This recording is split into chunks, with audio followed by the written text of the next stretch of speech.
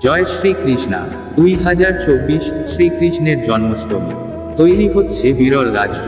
এবছর কবে পড়েছে জেনে নিন পুজোর তারিখ, তিথি, শুভক্ষণ ও নির্ঘণ্ট পুজোর উপবাস শুরু এবং উপবাস ভঙ্গ বিস্তারিত জানতে পারবেন এই ভিডিওতে, তাই ভিডিওটি পুরো দেখবেন, কোথাও যেতে হবে না আপনার। শ্রীকৃষ্ণের জন্মাষ্টমীর বিস্তারিত জানতে, জন্মাষ্টমীর কেন নক্ষত্রে জন্ম নেন কৃষ্ণ, জানুন অজানা কাহিনী। কৃষ্ণ জন্মাষ্টমীর ভাদ্র কৃষ্ণ অষ্টমী তিথিতে মাঝরাতে কৃষ্ণ জন্মগ্রহণ করেন। তার বাবা বাসুদেব ছিলেন বংশকুলে, সেই অনুযায়ী কৃষ্ণ ও চন্দ্রবংশেরই বংশধর। কিন্তু কেন কৃষ্ণ চন্দ্রবংশে জন্মগ্রহণ করেন তা কি জানা আছে?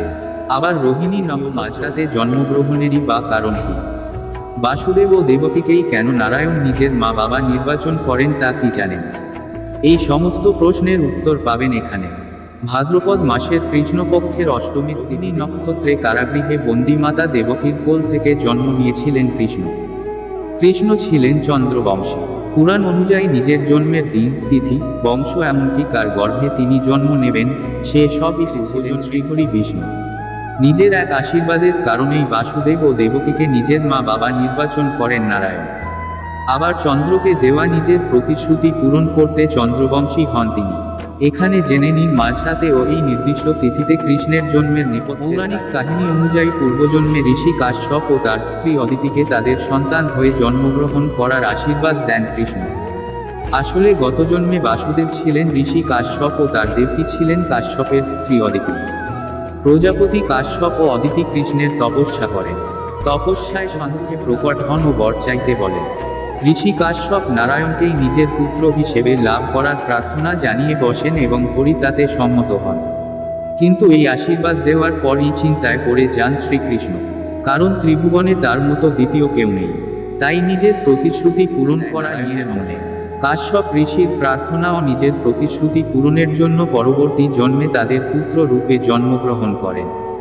তখন দেবমাতা অদিতি হলেন দেবকী ও কাশ্যপ মুনি বাসুদেব সূর্য বংশে জন্মগ্রহণ করেন, যার ফলে সূর্য কখনো অস্ত যেতেন না। এতে চন্দ্র কষ্টে দিন কাটাতে শুরু করেন। রামকে নিজের কষ্টের কাহিনী শোনান চন্দ্র। তারপরই বিষ্ণু রূপী রাম তাকে আশ্বস্ত করেন যে এই জন্মে তার নামের সঙ্গে চন্দ্রের নাম যুক্ত হবে এবং পরবর্তী জন্মে চন্দ্রের বংশেই জন্মগ্রহণ করবেন। আশীর্বাদের কারণে ত্রেতা যুগে রামের নাম হয় রামচন্দ্র। আবার পরবর্তী জন্মে বিষ্ণু চন্দ্রবংশে কৃষ্ণ রূপে জন্মগ্রহণ করেন। চন্দ্রের প্রিয় স্ত্রী ছিলেন রোহিণী, আবার বুধ চন্দ্রের পুত্র। তাই চন্দ্রের প্রিয় রোহিণী নক্ষত্র এবং বুধের আধিপত্য গ্রহণ করেন কৃষ্ণ। চন্দ্র রাতে উদয় হন এবং সেই সময় রাত 12টা নাগাদই এই তিথি ও নক্ষত্র উপস্থিত ছিল। আবার অষ্টমী তিথিটি শক্তির প্রতীক। কৃষ্ণ সর্বশক্তিমান, স্বয়ম্ভু ও পূর্বমা। এ কারণে তিনি মধ্যরাত নক্ষত্রে জন্মগ্রহণ করেন। অন্যদিকে প্রচলিত ধারণা অনুযায়ী বিষ্ণু যাতে তার বংশেই কৃষ্ণ রূপে জন্মগ্রহণ করেন এমন ইচ্ছায় ব্যক্ত করেছিলেন। প্রত্যক্ষ দর্শন লাভের কামনা ছিল তার মনে। এবার শ্রীকৃষ্ণ জন্মাষ্টমীর দিনে একটি বিরল জয়ন্তী যোগ তৈরি হচ্ছে। এই যোগে পালিত শ্রীকৃষ্ণ জন্মাষ্টমীকে শুভ বলে মনে করা হয়। জয়ন্তী যোগের পাশাপাশি জন্মাষ্টমীতে সর্বার্থ। এই যোগে যে কাজই করুন না কেন সফলতা পাবেন। হিন্দু ক্যালেন্ডার অনুসারে এবছর ভাদ্রপদ মাসের কৃষ্ণপক্ষের অষ্টমী তিথি শুরু হবে সোমবার 6:39 এবং পরের দিন মঙ্গলবার 27 অগাস্ট রাত 2:19 শেষ হবে। উদয়তিথির ভিত্তিতে আগামী 26 অগাস্ট সোমবার পালিত হবে শ্রীকৃষ্ণ জন্মাষ্টমীর পবিত্র উৎসব। এবছর শ্রীকৃষ্ণ জন্মাষ্টমীতে জয়ন্তী যোগ তৈরি হচ্ছে। জয়ন্তী যোগ মানে দাপর যুগে যখন ভগবান এবং সেই সময়ে যে যোগ তৈরি হয়েছিল, সেই যোগ এবারের শ্রীকৃষ্ণ জন্মাষ্টমীতে তৈরি হতে চলেছে, যা ভীষণই শুভ বলে মনে করা হয়।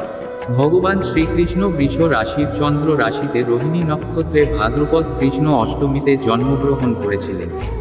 এই বছরও শ্রীকৃষ্ণ জন্ম 27 অগাস্ট বিকেল রাত 3:55 থেকে রাত 3:38 পর্যন্ত থাকবে। সর্বার্থ সিদ্ধি যোগও 26 অগাস্ট জন্মাষ্টমীর দিনে গঠিত হবে।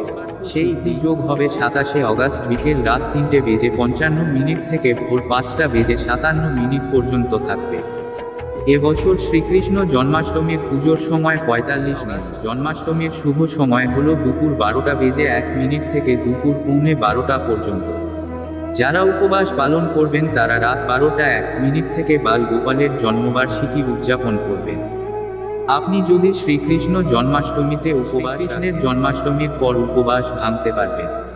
দুপুর 11:15 পরে উপবাস ভঙ্গ হবে, অর্থাৎ শ্রীকৃষ্ণের জন্মবার্ষিকী উদযাপন করার পরে আপনি এটি ভঙ্গ করে উপবাস নমস্কার।